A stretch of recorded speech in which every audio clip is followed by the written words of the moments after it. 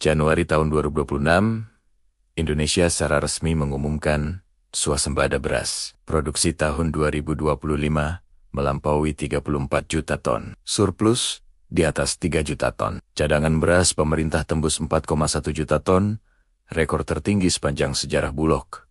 Di tengah krisis pangan global. Saat banyak negara kekurangan stok, Indonesia justru ekspor beras ke negara yang kekurangan pangan. Capaian ini bukan kerja satu malam. Ini hasil sambung-menyambung dua pemerintahan. 10 tahun, fondasi di era Presiden Joko Widodo tahun 2014 sampai tahun ke-2024.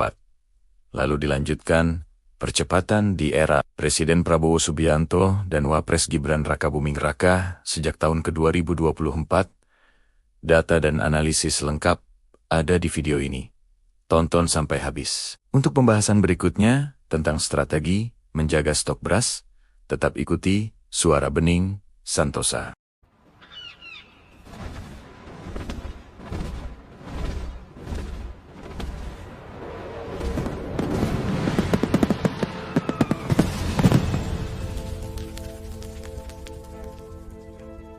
Fokus utama pemerintahan Jokowi dalam mengejar swasembada beras adalah infrastruktur air dan perluasan lahan. Kementerian PUPR mencatat, dari tahun 2015 hingga Desember tahun 2024, pemerintah membangun 61 bendungan. Sebelumnya, dalam 40 tahun, hanya terbangun 57 bendungan. Target awal 61 bendungan tercapai di akhir tahun ke-2024.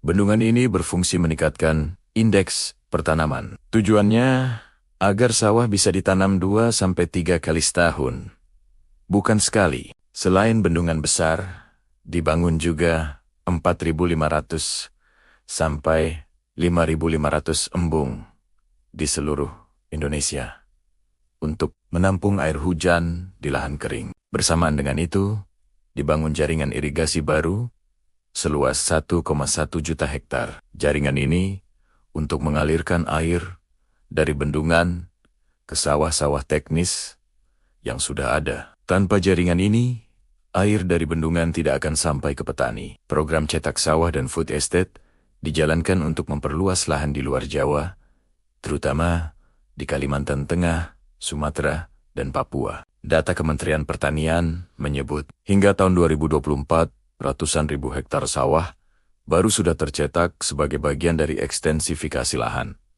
Namun, realisasinya tidak mudah. Banyak lahan terkendala kesesuaian tanah, terutama di lahan gambut, Kalimantan Tengah. Produktivitas food estate di Kalteng juga masih dalam tahap evaluasi hingga akhir tahun ke-2024. Meski infrastruktur besar dibangun, Indonesia masih impor beras di tahun 2023 sampai tahun ke-2024.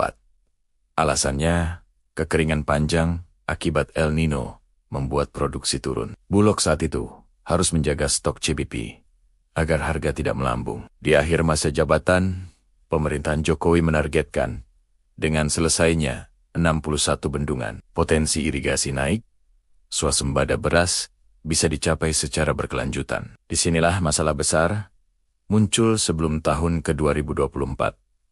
Tanggung jawab irigasi dibagi 3. Pertama, pemerintah pusat bangun bendungan atau saluran primer. 2. Pemerintah provinsi bangun saluran sekunder.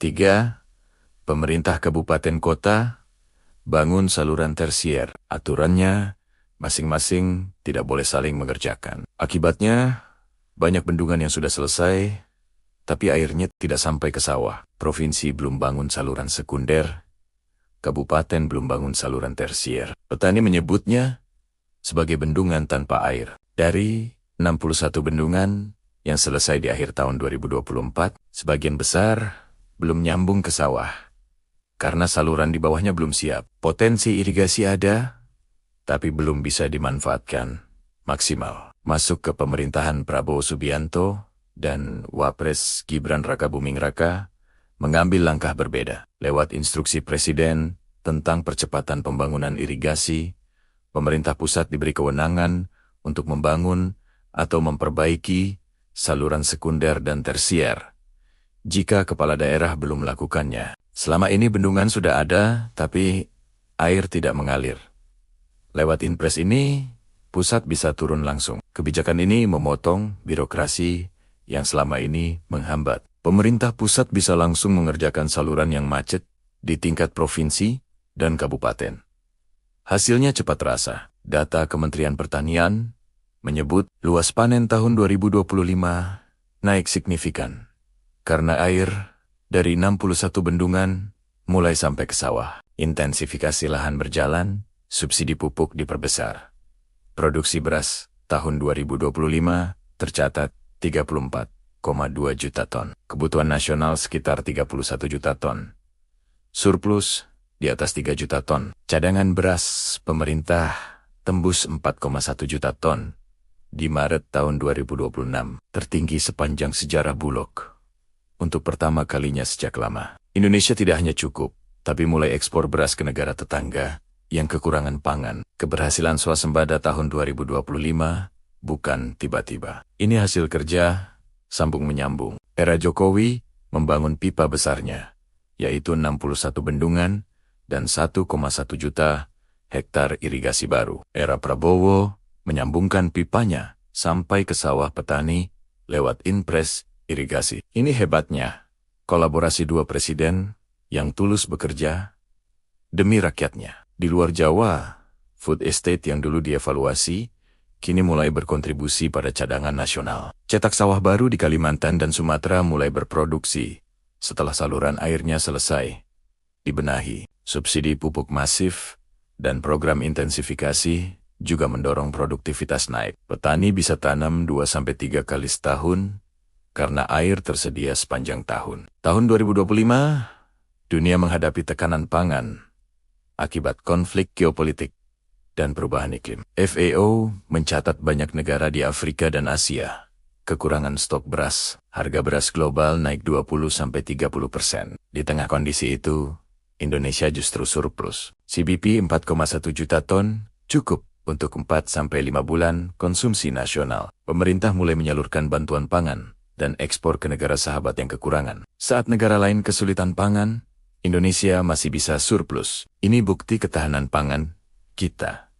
Dari bendungan Jokowi sampai saluran irigasi Prabowo. Dari cetak sawah di lahan gambut sampai subsidi pupuk untuk petani. Swasembada beras tahun 2025 adalah bukti bahwa pembangunan butuh kesinambungan. Bukan soal siapa yang paling berjasa, tapi soal bagaimana dua pemerintahan bisa bekerja sambung menyambung demi satu tujuan, yaitu pangan cukup untuk 280 juta rakyat Indonesia. Swasembada beras tahun 2025 ini mengingatkan kita pada satu hal sederhana.